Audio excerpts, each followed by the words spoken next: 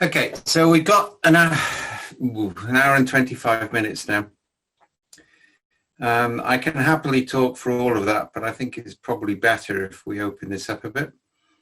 So in the earlier keynote, I did a very brief summary of crisis management at the end in the context of Canaan. So that's kind of like one of the things I want to pick up. But I'm happy to take anything else, and at least one person can't hear. So can people wave if they can hear? Or at least put a thumbs up? Yeah, okay. Right, so it's not me. Sorry, Laurencio, I think it must be something at your end.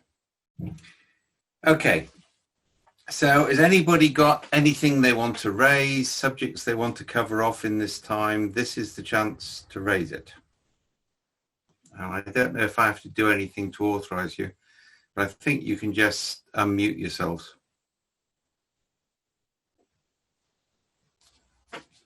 Anything? Anybody? And if hi, not, Dave. Just happy to start things off. So really looking forward to hear you. Of course, I'm here also because I know your work in the Canaan context. I would very much like to touch the point of, do you think looking at this framework and what is the best way to solve a given problem, do you think Agile is or will continue to be an increasingly prevalent way to solve most problems that are interesting for your organizations, or do you see this going somewhere else? Okay. I'll make reference. What I'll do in a minute is I'll run through basic Canaan framework and then start to apply it to crisis management. That's used in the material which we're shortly publishing jointly with the European Commission as an open source handbook on crisis management. So I'll run through that. I think generally, if you want my opinion, Agile is currently coming to the end of its life cycle. So the idea that it will be increasingly used, I think, is actually quite dubious. And you've got several clear signs for that. One is the mass adoption by the big consultancy firms. And the big consultancy firm model is a commodification model. So it's not a high value model. It's a create a method, get a big team in, get them running the process. That's kind of like the way it works. So one of the signs that something is coming to the end of its life cycle is it's adopted by the dominant players. If you look at it, that happens throughout the last 40 or 50 years. The other thing is things like SAFe are also an indicator of it. Highly structured methods losing all of the dynamism of the original ideas and effectively gaining a monopoly over a large number of companies who adopt Agile. So again, you've got these sort of classic signs. So if I was in a small Agile consultancy at the moment, I'd be looking to move on fast. Because what actually happens is you will get squeezed by the big guys. So you're now moving into a late market life cycle period of Agile in which procurement will be more important than the people who actually want the work. So if you want an Agile team, you'll have to go through corporate procurement. Corporate procurement will say, but we've got an existing relationship with Accenture, so why aren't we using them? And nobody gets fired for using a big consultancy firm and it goes wrong. But if you're a small specialist Agile firm and it goes wrong, somebody will get fired for employing you. So and this is the history of new movements and I've seen this many times over the last few decades, is when something's new and exciting, a small firm can be very successful. When it becomes the dominant way of doing things, procurement becomes more important than capability. And the big guys will start to dominate. And that's where you need to start to create something new or look around it. Yeah. So that would be a general comment. It may not be what you want to hear, but yeah. I think the other thing which concerns me on that is the way Agile is just being used as a platitude. So it's like any method now is called Agile because that's the buzzword. So, for example, the speaker before me talked about you don't expect lifetime employment anymore. Agile is all about giving you skills and creating a feedback loop so that you can move forward. That was first said in the 1980s when business process re-engineering was adopted. It was repeated when knowledge management was adopted. I mean, the HR profession has been saying that for the last 3 decades to my certain knowledge. There's nothing original about Agile in that respect. Yeah. And actually, if you want to look at that, that is fairly problematic, because if you only rent your knowledge to the company, or you only expect short-term employment, then you will only give them what they ask for. If you have lifetime employment, you're part of the future of that firm.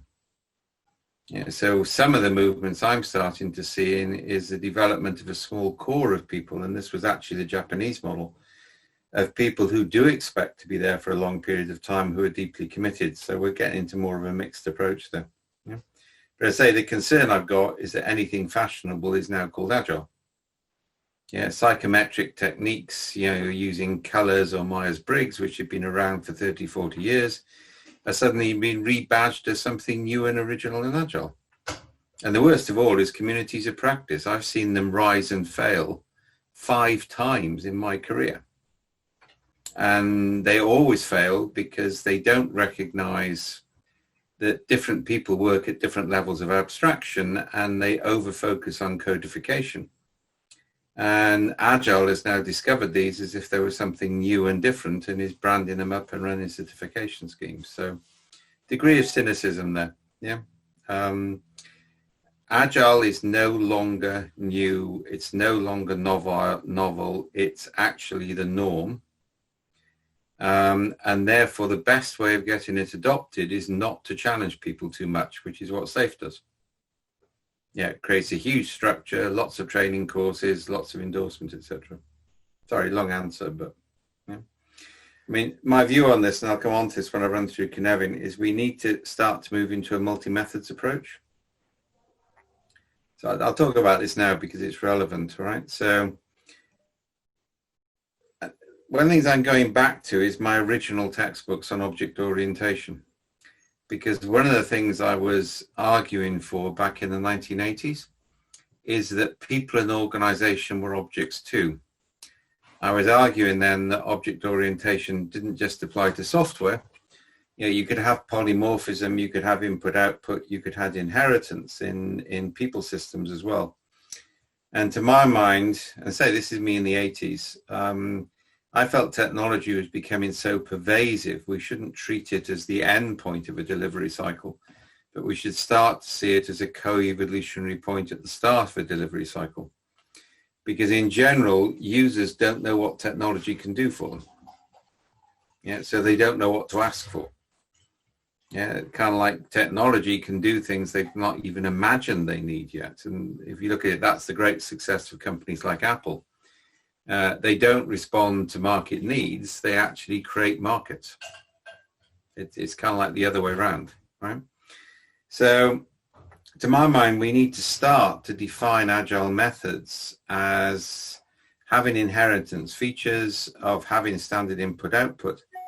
So I can put together different methods, yeah, in a loose framework. SAFe doesn't do this because it defines a very rigid framework. What I want to be able to do is to put any method or tool which has a standard input or output. So input from one tool becomes out, takes output from the other, and so on. So that I can adopt a multi-methods approach to software development or HR or anything else, which includes using traditional methods. There's nothing wrong with waterfall. There was nothing wrong with business process re-engineering. Yeah, the problem with all of these things is that people took them too far. They took them to excess. So either way, you asked a question which always irritates me, not the question, but the subject matter of it. So you've got a long answer. I'm going to do Canaan and crisis management. Is there any other topics people want me to run through? I promise not to answer them so long this time. So I have a follow-up, obviously, because I may be on this either a big or a small consultancy firm, but a consultancy firm anyway. And so and it may be your annoying topic, so decide if you want to pick up or not.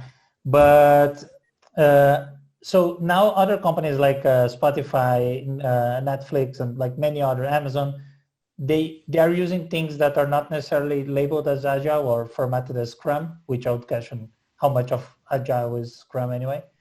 But do you think this is an emerging thing that you say that these companies are doing what works for them, so therefore it works, or is there any other tendency you see coming up there?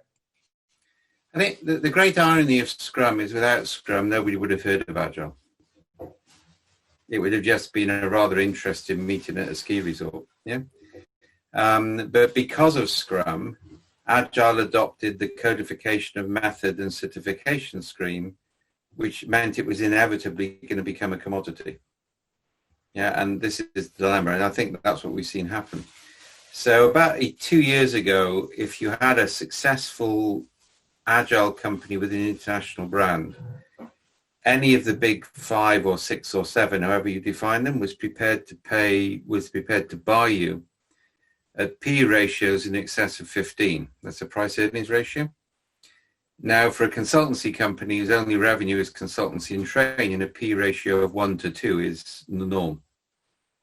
A software company might go up to 15, 20, 200, depends on its potential. But a training and consultancy business, any more than 2 times annual revenue is kind of like problematic as a valuation. And the reason is the big companies were buying a brand so they could enter a market. Those prices are no longer available. Yeah, because they've all acquired something, they've got the brand, and now they're going to squeeze the market.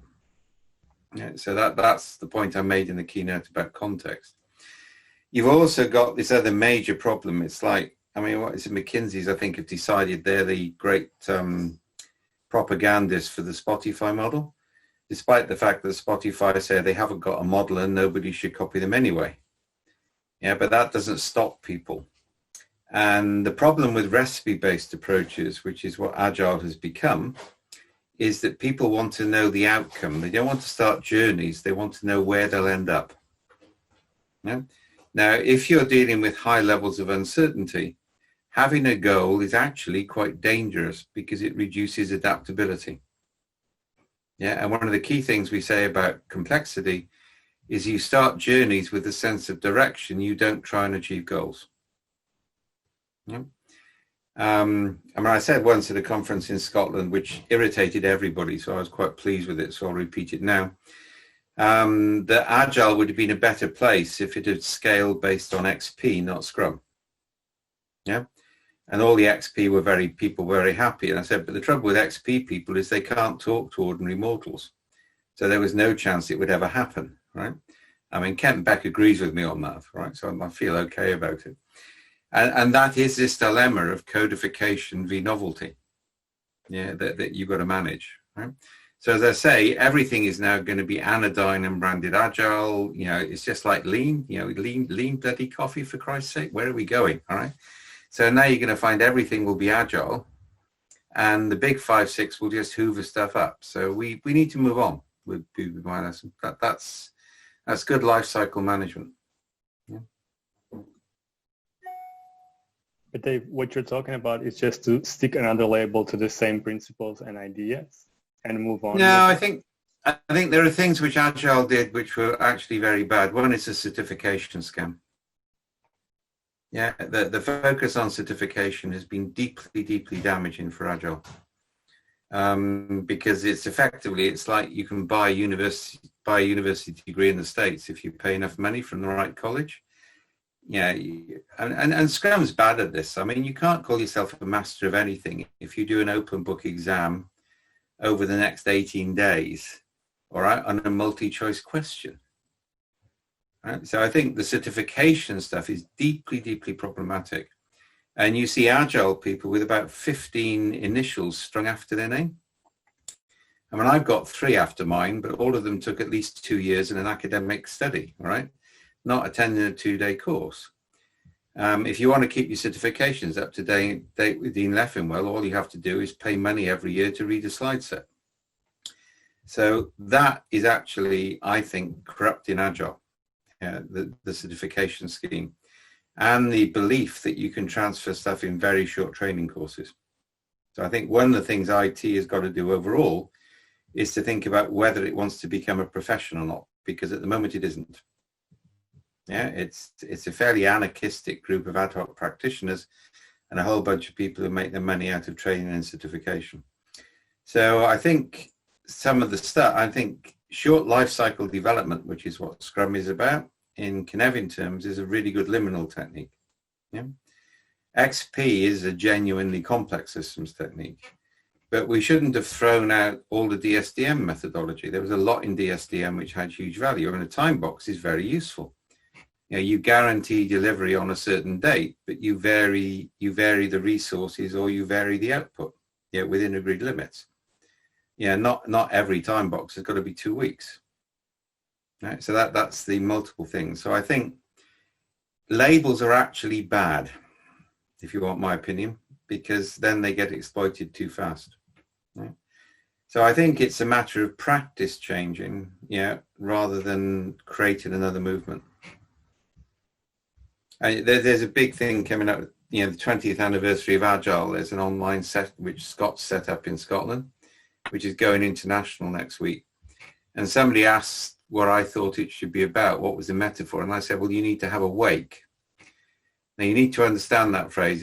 I have Irish relatives, all right? A wake is a celebration of a death so that life can move on. Yeah, it takes about 3 days. Everybody gets totally drunk. Yeah, by the time you get to the actual funeral itself, everybody's reconciled to the death and is talking about the future. And I think that's where we are with Agile. We need a bloody good wake next year. Yeah.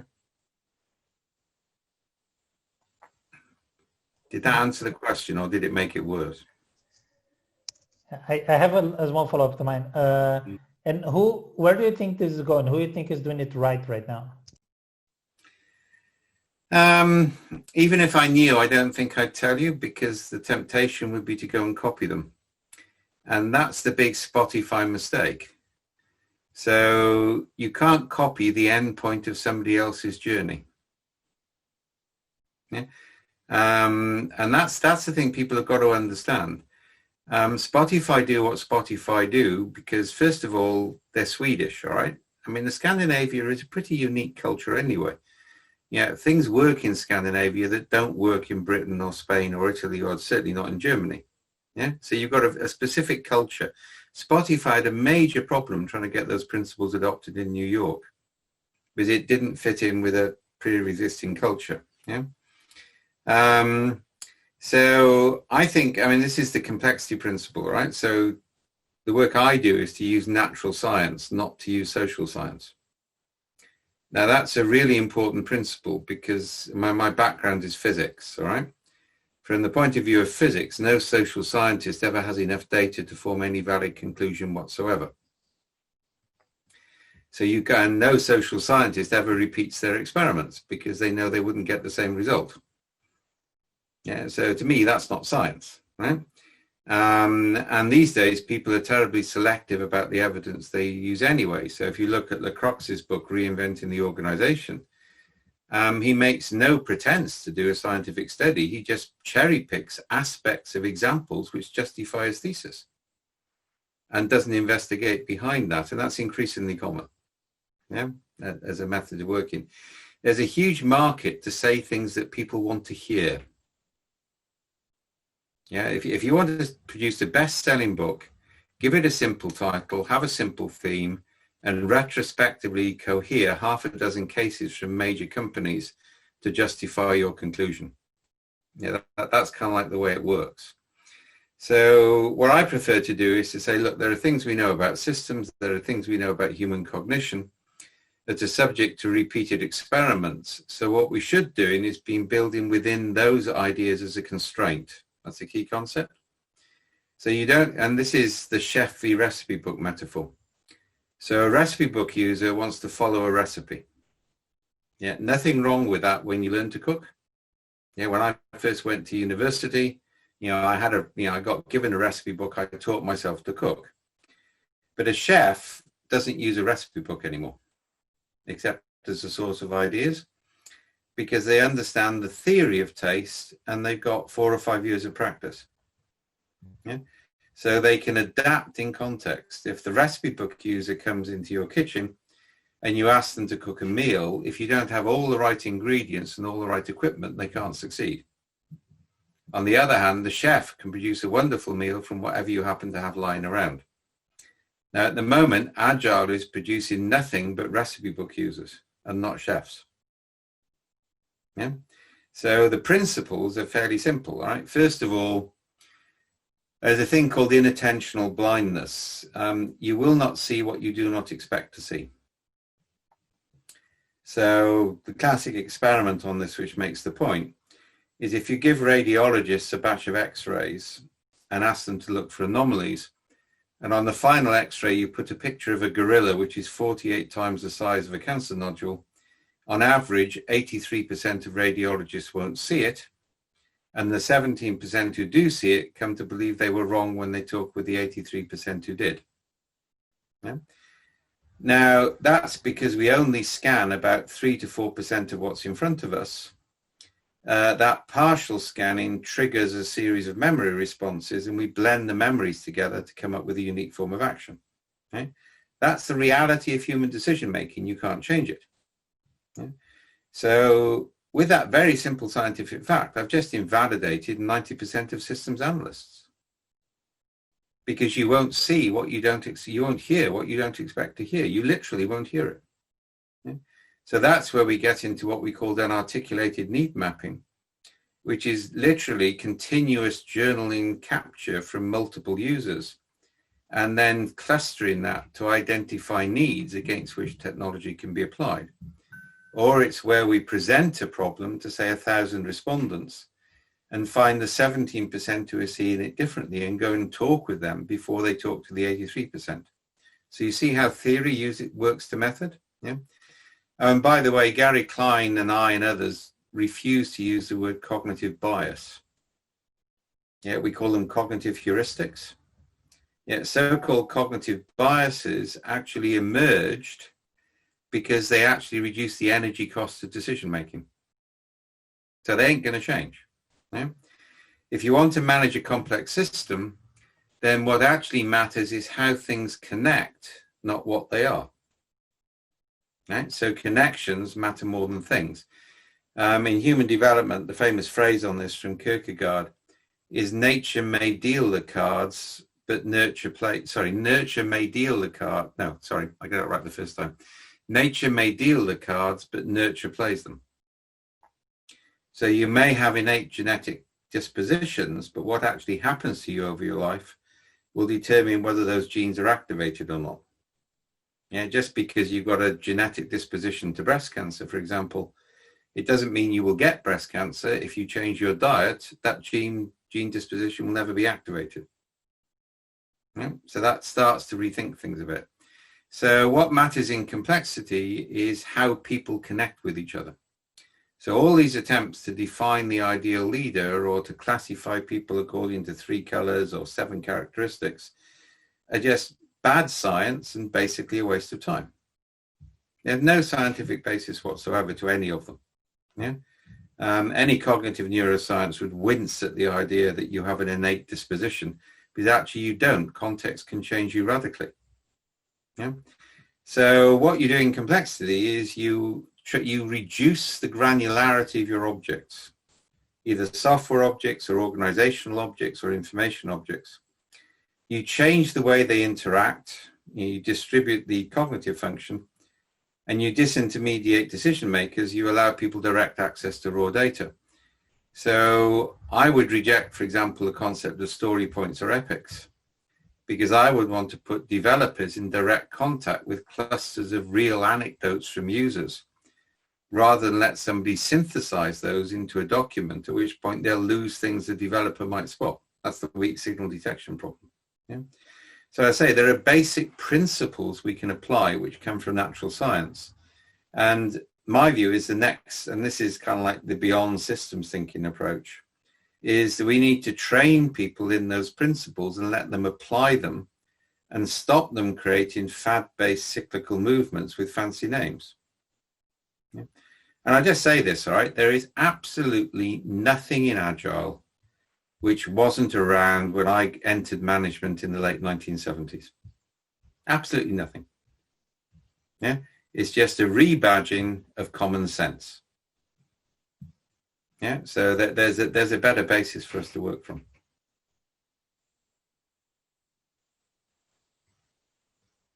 Any more questions?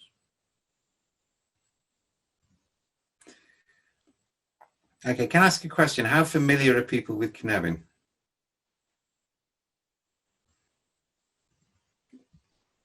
If you don't know anything about Canaan, would you put a thumbs down up? All right, so thumbs up or thumbs down, guys, yeah? So I just know the audience. Okay, there's a lot of people not responding here. I promise not to hold you accountable for anything you say if you put your thumb up, right? Right, okay. I'll go through the basics, but I really want to focus on 3 major new developments within the Canaan framework. For those interested, by the way, they'll be up on the website shortly. We're organizing 21 days of celebrations for Canaan in October because it's been around for 21 years now. So there's going to be a lot of activity on them, yeah, to actually have a look at. All right, let me share my screen. I've got too many windows open. Oh, there we are. Okay, so can people see that? Yeah, okay. So this is the base level Canaan framework. Yeah? It identifies 5 different states, and I'll say this up front, Agile people have a habit of reducing it to a 2x2, or some of the worst ones talk about the 5 quadrants of Canaan, which rather worries me about their education if they think they can be 5 quadrants. Yeah, it's like one of our former prime ministers who said he wanted every school in Britain to be above average, which cannot rather prove that his wasn't, right, even though it was Eden. So we identify 4 states: clear, complicated, complex, and chaotic. Now, those definitions relate to the relationship between cause and effect. Yeah? So in the clear domain, the relationship between cause and effect is self-evident to any reasonable person. So in Britain, I drive on the left. Yeah, in Spain, I drive on the right. In northern Italy, I drive on the right. In southern Italy, it doesn't matter which side of the road I drive on, provided I flock. And this actually has been studied. If you want a stress-free drive from Sorrento over the coast, then follow the next car, match speed, avoid collision, and don't worry about the road markings and traffic signals, and everything kind of like works. Yeah. But either way, the point is, in Britain, we drive on the left. It's self-evident, so it's a simple categorization problem. And in Britain, it's in the category of countries like Australia, which drive on the left, so I will drive on the left. So that's the domain of best practice, and there's one right way of doing things. Yeah. In software development terms, that's where you run waterfall projects. Yeah, you know what the outcome is going to be within certain tolerance, you know the resource you need and the time you need. So there's no need to do any fancy Agile methods. You can just go and use Prince2 or PMI or something like that. Yeah, they're well developed. Complicated, there is a relationship between cause and effect, but it's not self-evident to the decision makers. It may be self-evident to experts. And this is something Agile people need to be aware of, because things which are self-evident to you may not be self-evident to an executive. Yeah, so the key thing here is a decision maker.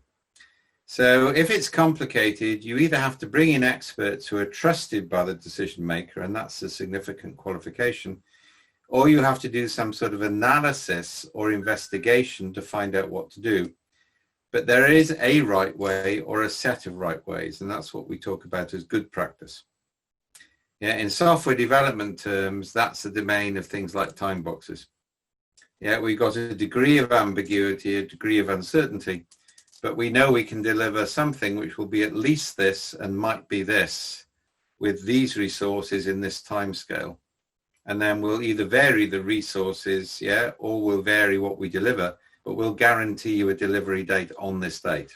And that's a much neglected technique, but that requires expertise, so that's complicated. And by the way, in clear and complicated, you can expect people to accurately estimate projects. This is where I think the no estimates movement gets things completely wrong.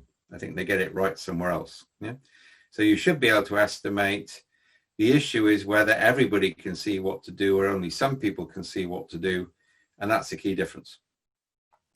In the chaotic domain, and this is not a permanent residence. I've seen people, and I'll come back to that. Chaos in Canaan is a state of having no constraints. So it's effectively near random. Yeah. So everything is turbulent. There's no structure whatsoever. That means unless you go into it deliberately, it's always effectively a temporary space. It won't last. Human beings don't like randomness. They create structure, they create linkages, they create order. Axelrod, who's one of the founders of complexity theory, famously said, order comes for free. The irony is, for anybody who's into entropy on this, is that actually chaos takes more energy to maintain than complexity, because we, as human beings, we do not like random systems. We just don't like them. Yeah, so they don't last for long. The boundary between clear and chaotic is shown as a cliff, because if you do something like business process re-engineering, or worse still, Six Sigma universally, it's your only method. Or if you use Scrum or God help us Safe, and you don't allow for variation, you're going to build up tension in the system. So finally the system will collapse catastrophically. Yeah. So that's the over-restrictive use of rules and over-doctrinaire approach to material. A complex domain is one where everything is connected with everything else. So the key phrase here is everything is entangled. And if you've ever gone walking in bush, or woodland, or the wild places, I've just come back from 9 days walking in the Lake District. And there's habitats there where you've got trees and bramble bushes and ferns. Everything is entangled with everything else. You can't separate things even though they're separate. And that's a complex system. Now, because of the entanglement, there's no causality. This is kind of like the scary thing about complexity. The same thing won't work again the same way twice, except by accident.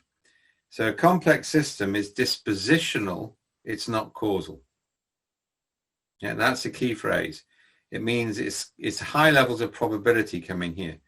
I can basically say the dispositional state of this system means that some things are less or more likely than others. Now that has major implications. I've just come off a long call to one of the big pharmaceutical companies, and I've been explaining them that culture is an emergent property. So I can map culture, but I can't design culture. I can't say I want culture to be this, because you can't engineer a culture. You have to map where it is and identify how it can evolve. You're always dealing with this entanglement of many things that you can only partially see or partially understand. So in a complex domain, I actually run parallel probes, and this is a key concept, because in complexity, there will be multiple completely valid evidence-based approaches that you could adopt. And if you talk to any senior decision maker, they'll tell you they face this all the time. 8 or 9 people come into their office, they've all got an evidence-based proposal, and they all want the funding, and you've got to choose one. But once you get Canaan, you don't do that anymore. You give a small amount of resource to each of the coherent hypotheses, and you get them to run an experiment, and you run all of those experiments in parallel and see what happens. And generally, that sorts the problem out. It's not that any one of the actual experiments really works, but they change the environment, they make things visible, they interact with each other, you can see novel patterns. So complexity is about parallel experimentation, not sequential experimentation. And that distinction is really important. So Scrum is a sequential iteration tool. And so in Canaan terms, it sits in this green area between complex and complicated. Now the green in Canaan is called a liminal space. Liminality is the concept of a suspended state of transition. You hold things, it's keeping your options open is another way of phrasing it. You keep things open as long as possible before you commit. The great power of Scrum is its ability to shift things into the complicated domain by delivering usable code. Yeah, so it's a transitionary device from complex to complicated. Complex techniques include the thing I mentioned in the earlier keynote, things like trios. Throwing 20 or 30 threesomes at a problem, but ensuring there's cognitive diversity in those threesomes. I'll go back to that just to remind you. Putting somebody who sees the system as a whole, together with somebody who's just a bright young programmer, together with a user who's been trained to talk to IT people. And by the way, it's easier to train users to talk to IT people than to train IT people to understand users. Right? And there's a whole body of cognitive neuroscience reasons I can give you for that if you want to know why. Right? So if I have those three people can work together, whereas a bigger team will get politics. It's like a maximum size. So if I've got an intractable problem or a wicked problem, I basically assemble 10 or 15 trios, throw them at the problem and get them to produce some prototypes and then say, is this what will solve the problem? You see what I'm doing? I'm experimenting in parallel. I'm not letting one small group of people or one systems analyst define the problem. And there are more techniques I could go into there. The unarticulated need mapping involves continuous diarization of user experience and the identification of frustration points, which then got shown as micro-narrative to coders to see if they could do something to improve the situation. Yeah, that's the unarticulated need mapping and code of identification. So we need to do a lot more development here of sort of new methods and tools for true complexity.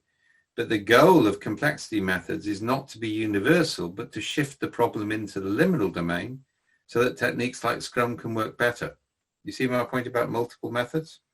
There are no universal methods. The other liminal shift is into the chaos domain. So that's where, for example, we take a problem, we put it together in narrative form, we present it to a whole of workforce, 500 people, 1,000 people, get them to interpret it into a non-gameable quantitative structure, literally within an hour of each other. And from that, we present what are called fitness landscapes. So those are actually maps which show agreement, disagreement, but critically, they show outliers. So one of the functions of this liminal domain into chaos, and the reason, by the way, it goes into chaos, is by everybody making a decision independently of each other, you create true randomness, so a normal distribution applies. If you're in the complex domain, because of the connectivity, there are no normal distributions, there are only Pareto distributions. And as you know, Pareto distributions have really fat tails, so you don't get predictability. Yeah? Now, that's actually a powerful technique. We're using that to prioritize problems, to come up with solutions. We're presenting problems to thousands of people and getting people to identify micro solutions and then looking at clusters.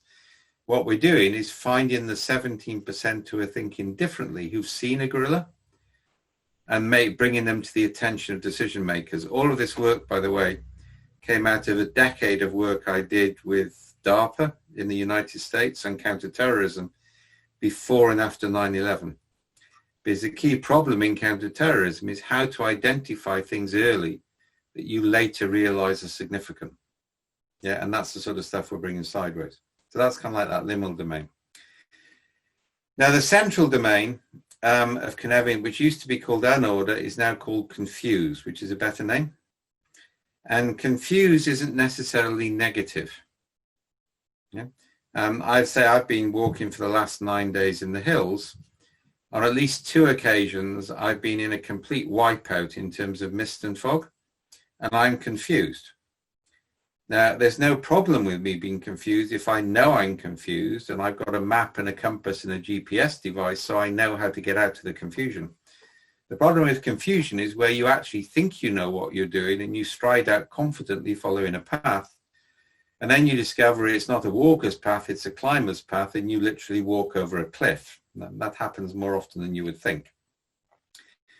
So the issue so all domains in Canaan are all legitimate and all illegitimate. It's a good thing to be if you understand them. It's a bad thing to be if you don't. So what that means is that we get into this separation, this is the liminal aspect of confused, into two areas. One is I'm confused and don't realize it or don't want to do anything about it, which is bad. And that kind of like feeds into that catastrophic failure of over bureaucracy. The other domain, and sorry, I'm going to introduce a new English word for you here. It's called aporia or aporetic. And I've given you the definitions on the slide. Yeah, it comes from rhetoric and philosophy. It's you deliberately create puzzles that you can't resolve. One of the things you're trained to do in philosophy is to create a paradox. The one you probably all know is called the liar's paradox. So I'm a witness in court, and the first thing I say is, I always lie. Well, if I always lie, yeah, then I'm lying, which means I'm telling the truth. Do you see where this goes? It's a paradox. Yeah. Now, the point about paradoxes, as opposed to dilemmas, is they force you to think differently about the problem. So we talk here about the deliberate creation of contradiction and puzzlement, the deliberate creation of contradiction so that people have to think differently about the problem and come up with something novel. And this isn't particularly original because this was taught in Greek rhetoric. It's been a technique which has been around for 3,000 years, but we kind of like forgotten it. We don't like ambiguity in modern organizations. We like to pretend we're not confused, even if we are. So what this says is I need to create ambiguity, uncertainty, and then see where I go. Now, if we look at that in the context of crisis management, and here I'm going to go through this, and after this I'll open up again. So, and I mentioned this briefly in the earlier session, but I'll repeat. So the first thing you do in a mega crisis is you shift yourself from chaos to the aporetic liminal area of confused. You want to know that you're confused. Chaos means you don't know what the hell to do. You're running around at random. Go back to my metaphor. Yeah, you're lost. You're just walking anywhere in the hope you might find a path. I actually called out mountain rescue the day before yesterday on Saturday, because we could see 5 people who'd come down a cliff they shouldn't have come down, and there was no exit. And they couldn't climb back up, and they were just walking around at random and trying to find alternative ways down. And if they hadn't stopped that, they would have probably died. They had to be rescued from that site. Yeah, so that's a bad place, running around in chaos, panicking, not knowing where you are. You don't want to do that. So the reason you apply constraints in a draconian way is to give yourself breathing space. Yeah.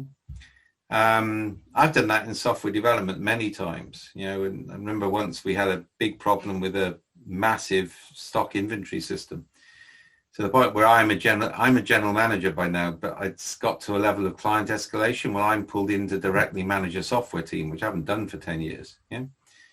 And the first thing I did was to put an absolute constraint on quality control released to the client. I didn't want anything to go to the client until we knew it was working, no risks, which meant 3 separate levels of independent quality control.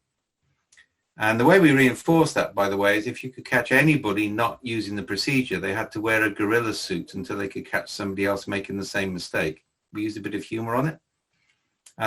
But that sort of use of social ritual is a way to do it. I've made New Zealanders wear Australian rugby shirts, which if you know anything at all about New Zealanders, you'll know is a cruel and unnatural punishment, right? But you have to impose some type of constraint. You've got to give yourself breathing space. Yeah? And again, anybody who's involved in crisis management knows that. You get pulled in, you say, okay, I'm going to deal with this now, but I'm not going to have an answer for you for at least 24 hours because I've got to sort it out, so stop pestering me. Yeah? One of the things I learned pretty fast, and I've set up 3 software businesses in my life, is that if you have a major crisis with a client, and don't pretend you won't because you will, you always appoint one of the team to keep the client occupied and off the back of the people trying to solve the problem. Now, the rule is they phone up the client at least every half hour and have a conversation or get them to do something. The last thing you want is everybody focused on solving the problem, because then the client will panic. I'm giving you examples, all right, but you can probably come up with more. The one thing you don't do is try and shift the problem into the clear space, what used to be called obvious. You can't apply best practice. Yeah, even if that would have been the right answer, and not applying best practice has caused the problem, it's too late to go back to that now. Yeah, so you don't do that. So step number one, create enough constraint to give yourself breathing space, give yourself time to think, give yourself time to take some actions. That's the first and most important thing you do. And it may involve some bad decisions, but it's better to make a bad decision quickly than a good decision late, is one of the classic rules of crisis management. Yeah. Now, once I'm in that apparetic domain, I've got several options. Two of those involve the use of experts. So if you look at the COVID crisis, and that's a common thing, so I can talk about it, many scientists and epidemiologists were warning governments about the danger of COVID, and they've been warning about them for the last 4 or 5 years. Yeah, we knew this was coming. The issue is when. Now, I don't blame governments for ignoring that, because the economic cost of lockdown was only possible for governments once COVID became a plague. And if you sit in government, or if you're an executive, for every one warning you get which is valid, there are probably about 2,000 which are just a waste of time. People forget this, the sheer number of signals you get. It's like in 9/11, there was an FBI report that people have been trained to fly and to take off and fly, but not to land. Now, after 9/11, you can see the significance, but before 9/11, it wasn't as obvious as people think it should be. And it was one of thousands of such warnings come in. How you gain attention is a significant matter. But after a crisis, you kind of now know who was right. So in the case of COVID, it's call in the epidemiologists, ask them what you should do, give them the resource, and listen to them. Yeah. So you can shift a lot of your issues into the complicated domain, which means delegating them to people with deep expertise. Yeah. No point in amateurs, no point in anything else. Just give them the authority, provide the top cover. However, you may face a case, this is movement number 3, and this goes into this really odd little liminal domain, which sits in the complicated, is where the experts don't agree. So we had a major fight in the UK between epidemiologists and behavioral scientists. It was a major fight. And it actually slowed down the government making the right decisions. And it's actually very common to have experts from different backgrounds with different solutions to the problems. Even with epidemiology, Sweden came up with a different solution from the UK, from the US, from Germany, from elsewhere. So experts disagree. So you're the decision maker, you're not the expert. There are a whole body of techniques here. Ritual descent is one of the ones I created some years ago. We're now creating we spent 3 years experimenting with it, and it's now going live, which is called a triopticon. If you look on my blogs recently, you'll find it then, which is where 3 experts debate, and then 21 people who are partially expert debate what they debated, and you go backwards and forwards over multiple iterations until a novel solution emerges. So you have a sort of ritualized conflict between people who disagree. What you don't do is call for reports. Yeah, you get them into a room and knock heads is another phrase. So that's movement number 3. Movements 4 and 5 is you're also going to face a situation where there are multiple hypotheses. If it's more than 3, if it's 3, you can run the triopticon. Most of the time you'll have a load.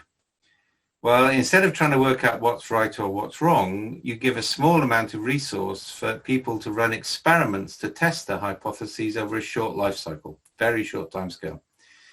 And the key thing about those experiments is they must be safe to fail. If they fail, you must be able to recover. Yeah, the cost of recovery may be high, don't get me wrong, but they've got to be safe to fail. They've got to be parallel. In practice, what the experiments do is they change the dynamics of the space so that you can see things differently.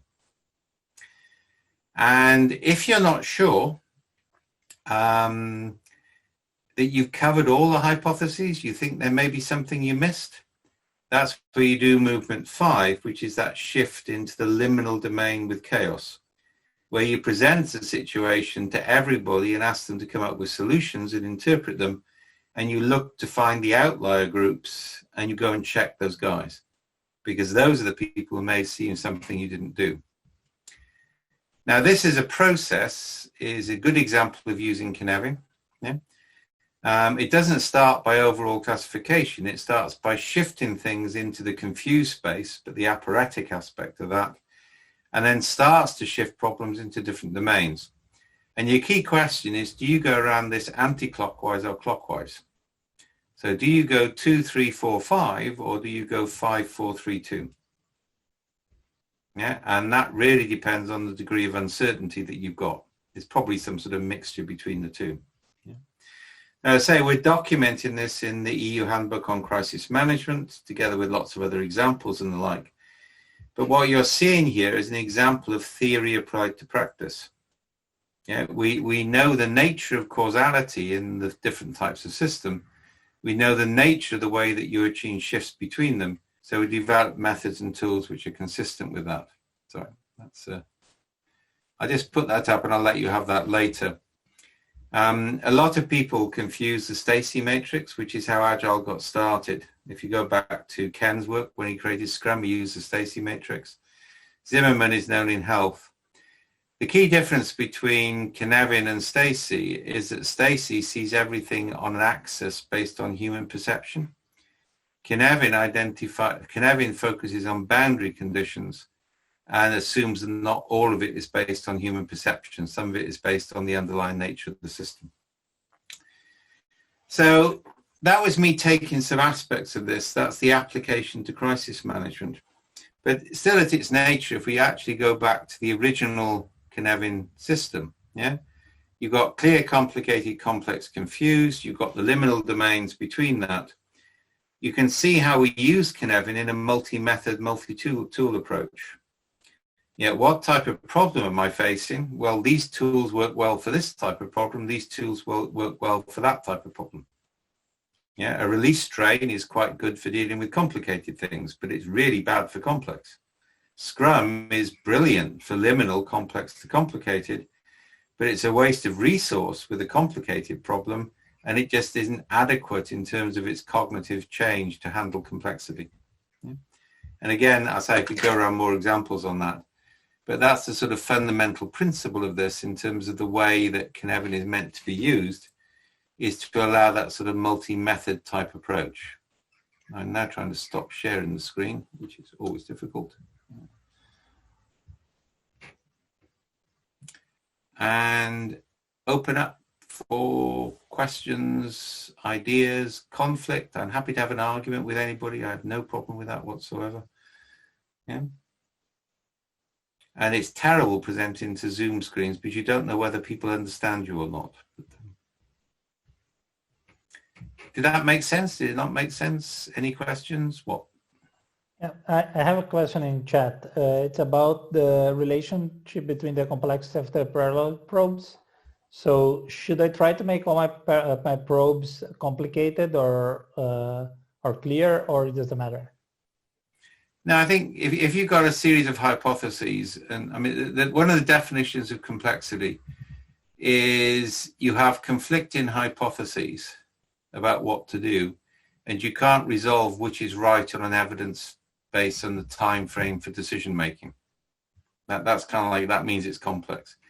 So what you give, and I would normally, if I'm working in software, for example, it might be a couple of weeks. If I'm working in organizational design, it might be 3 months. Is for every coherent hypothesis, you don't fund anything. They have to have some sort of constant coherence behind them. Yeah, you give them a small amount of money, but critically, you run them in parallel over the same time scale and see what happens. Because one of the things about a complex adaptive system is you can't observe it without changing it. So everything you do changes the problem. So what actually happens when you run a series of parallel probes is the problem changes. But it becomes easier to see it and easier to find a solution. So take my example, if I deploy 10 trios at a problem over 2 weeks and everybody produces a prototype, then I've actually shifted things into that liminal domain, because now I've got a series of ideas from which I can choose. I haven't started off with a hypothesis. It's a pre-hypothesis technique.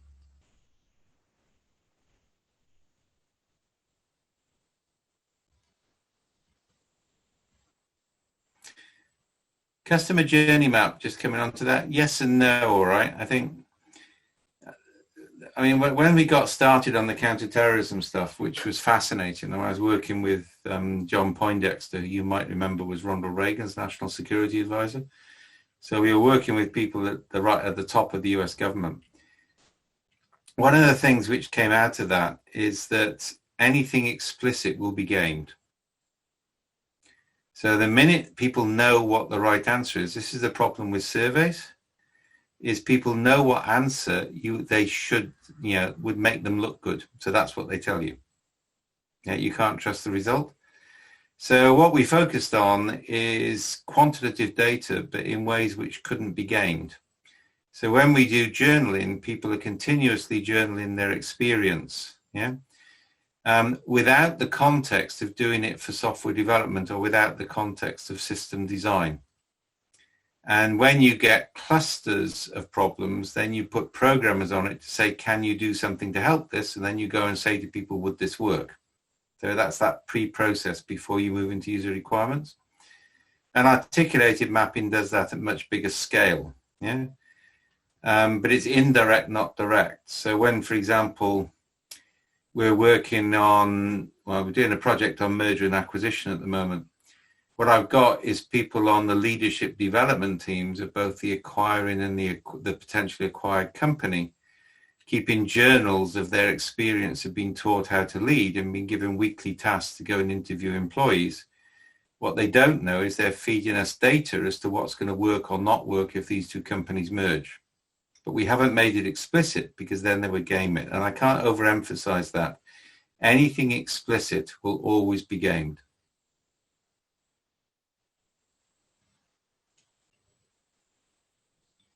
Any more?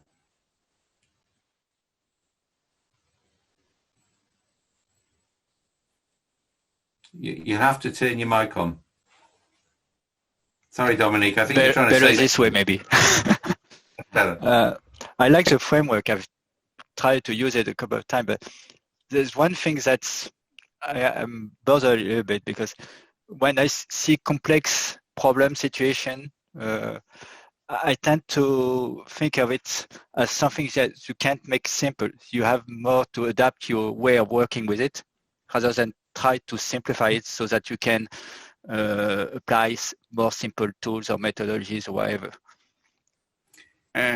Moving those problems from simple, complex space to complicated or clear, I think it's sometimes bothers me. I mean, there are different dynamics movements on Canaan, and increasingly in software development these days, we're often facing perpetual alpha, not even perpetual beta. So in Canaan terms, you're shifting into the liminal domain with complicated. Then you're going into confused, then liminal domain with chaos and back into complex. So you never get to complicated. Now, if you're in that type of dynamic, architecture matters. Okay? And architecture is the big neglected area in Agile. So we've just done a whole body of work over 3 years now, working with MIT and RAND and others to create a taxonomy or a typology of scaffolding. So the principle is you decide what type of scaffolding your knowledge of the system will support. If you're fairly certain about the system, you can put up steel scaffolding and build a building. If you're uncertain about it, well, you may want to build the informal networks which act like the fungi which feed plants. So you may need to increase the density of informal networks before you risk a solution. That's a different type of scaffolding. So to my mind, I think the future of software is applications emerging from the interaction of software, hardware, and people within an architectural framework. I don't think we'll be designing applications for much longer. Yeah? What we'll be designing is reusable code with standard input-output, which can interact with other reusable code. So the uncertainty is handled through the interactions and the emergent properties of the system, but we can still code stuff which is complicated. So if you get the granularity right, you can shift things into complicated, but the system as a whole may stay as complex. Does that make sense? Yeah, it makes sense.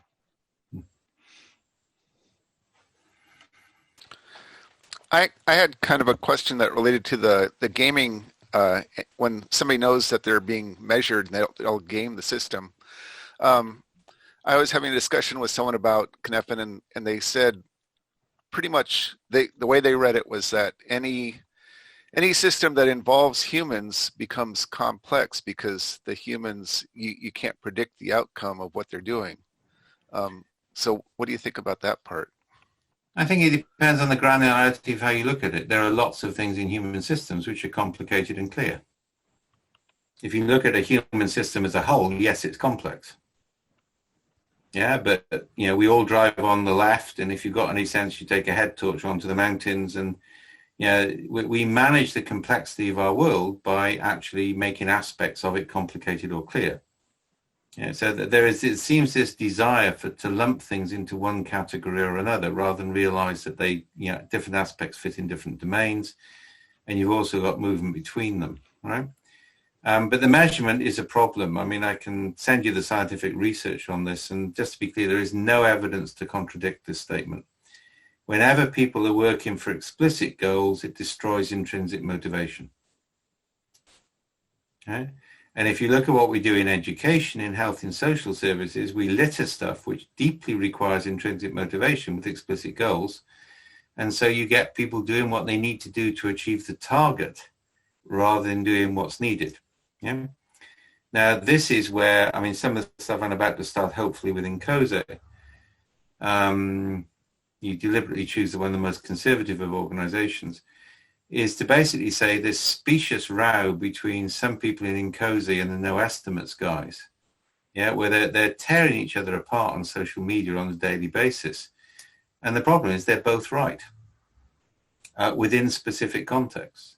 So there are contexts where estimation is wrong in different ways. So to give an illustration of that, if you've got high levels of uncertainty and you increase the granularity of what you estimate, you can reduce error. So if you've got a high level of uncertainty, you can build an estimate up, bottom up. Yeah, because the whole is the sum of the parts. That's the definition of a complicated system. In a complex system, the whole is not the sum of the parts. So to give two illustrations, I remember we worked with the stock exchange once. This is when I was in IBM. And we ran a joint application design workshop. JAD is something the Agile community really needs to rediscover. It's a very powerful technique.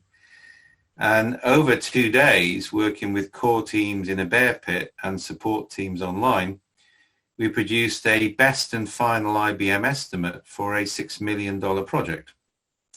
And we did it in 2 days flat, and the client signed it at the end of it. And what we actually did is we actually made the risk premium visible so that the client could reduce the risk to get the cost to an acceptable level. And by doing a high level of interaction between all the players with time as a constraint, we not only produced the best and final bid, but we delivered a project on time and to budget because we had a much higher level of understanding. We didn't take this linear handoff. We created a non-linear interactive state at the start. And I'm about to resurrect that as a method, by the way, because I think we need it. The other one is the personal stories. So I'd left IBM partly on the promise I was going to get a big contract from the Singapore government to design their risk assessment and the rising scanning system. And I was in the Singapore Ministry of Defense, and one of the senior civil servants came up and said, why aren't you bidding for the risk assessment system? I thought that's why you left IBM. And I said, nobody's told us about it. And it turned out the American software company, who was meant to be the prime, didn't want to work with us. So they deliberately not passed on the message in the hope that we would go past the procurement date, at which point it would be impossible to bring us in. And that was one of my many experiences with legal-orientated US companies, right? The guy in charge of it ended up with Ken Wilber, so that was probably a suitable punishment, right?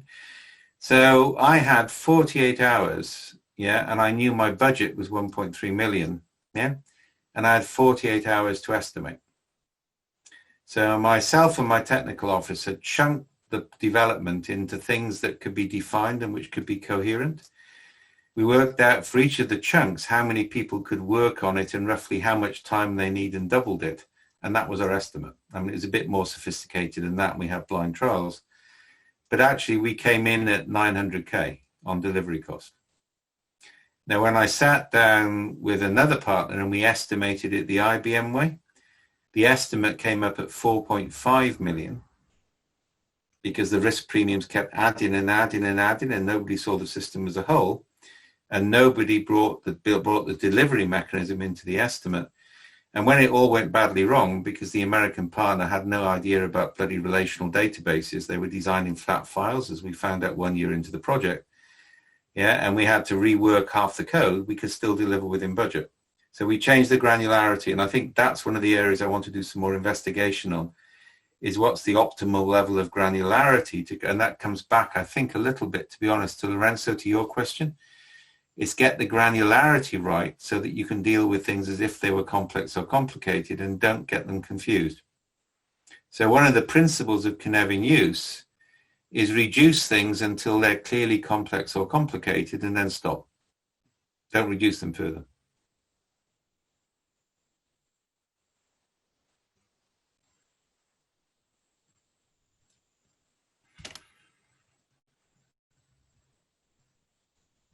Many more. Oh, you started to go on a tangent when we were talking about chaotic, and then you say, "I'll talk about this later," and I don't think you ever came back to it. Didn't I? No, okay. No, I think I did. I talked about the only sensible area of chaos is the liminal area of chaos. You don't want to fall into chaos accidentally. Yeah. So the liminal area is chaos. So, for example, we've just been devising something at the moment. So we're working. I'm taking techniques I developed when I was working on the FARC peace negotiations in Colombia and applying them to the provision of maternity services in northern Scotland, which is actually far more scary than the FARC. Yeah?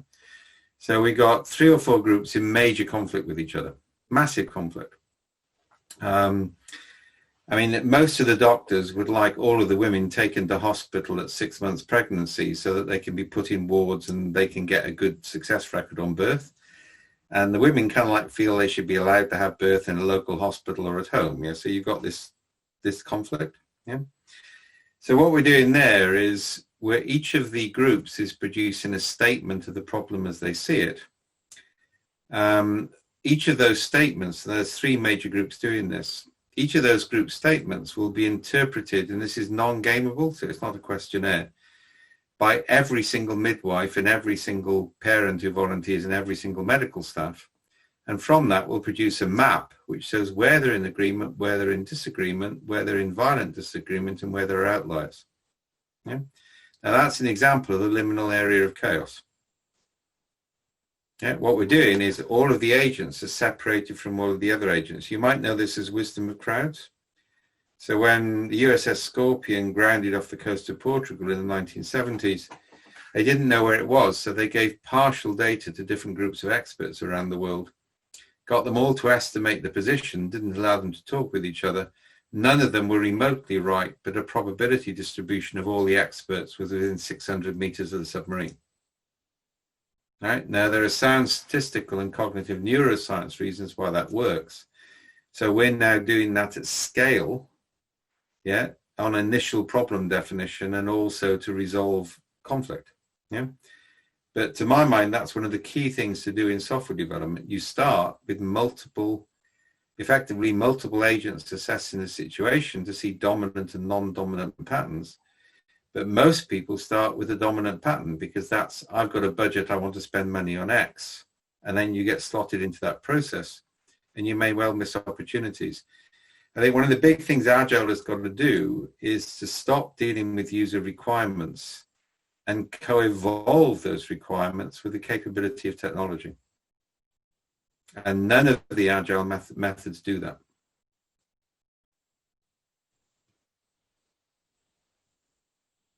They also confuse frameworks with methods, but I had that argument with so many Scrum people. Scrum is a collection of methods, for God's sake, it's not a framework. No, come on. That's me being pedantic.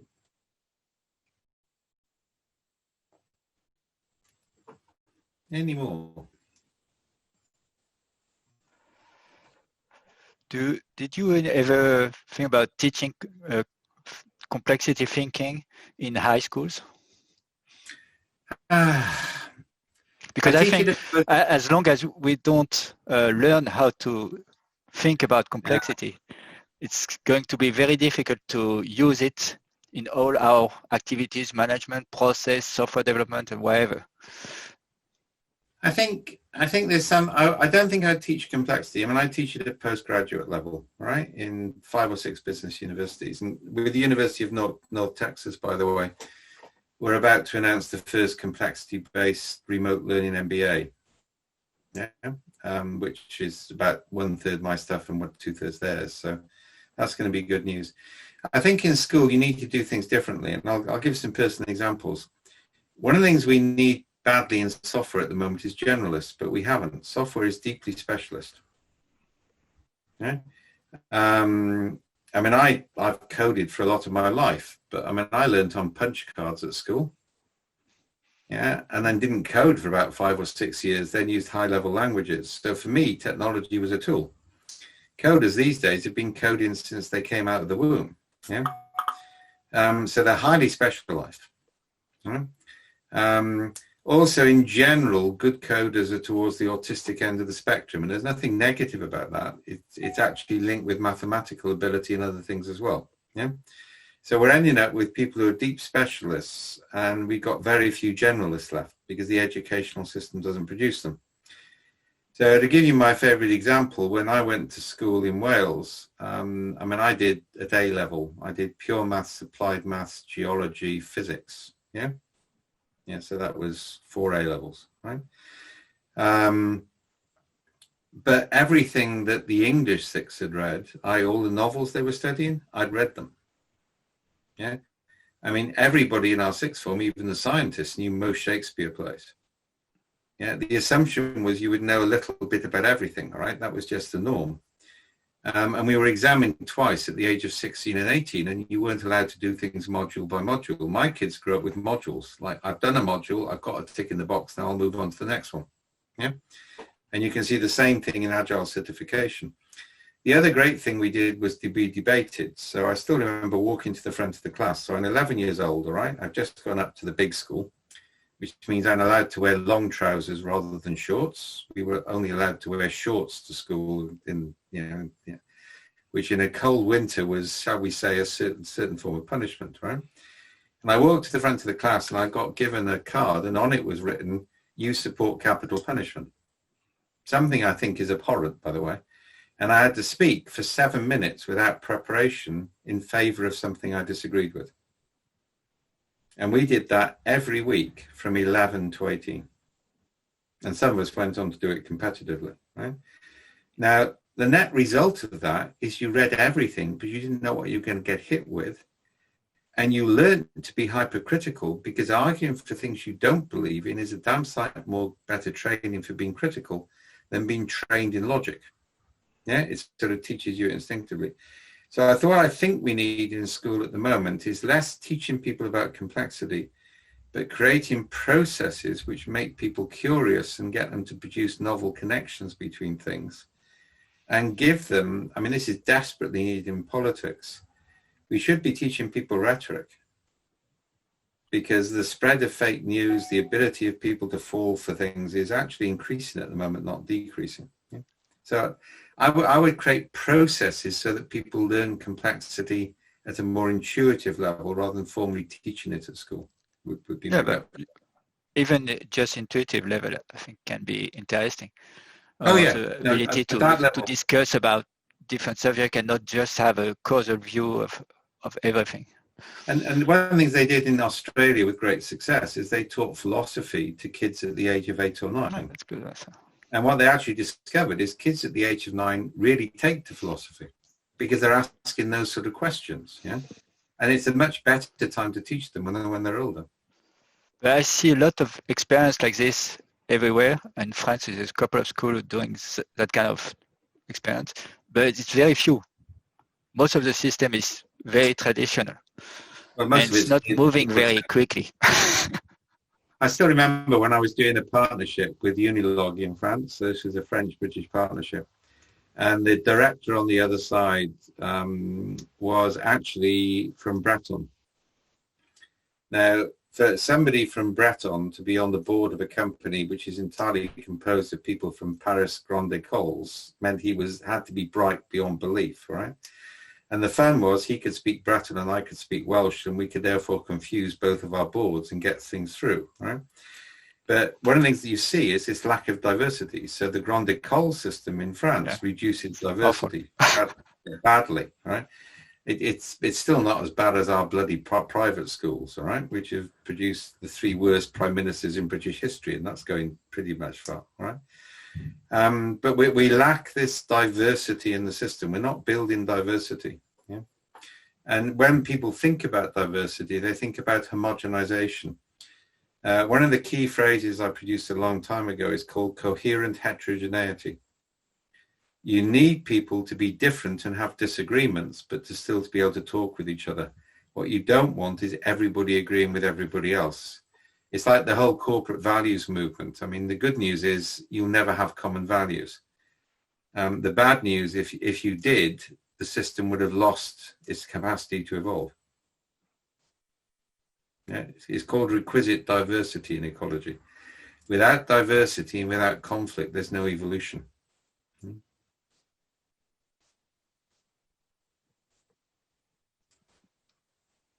Any more?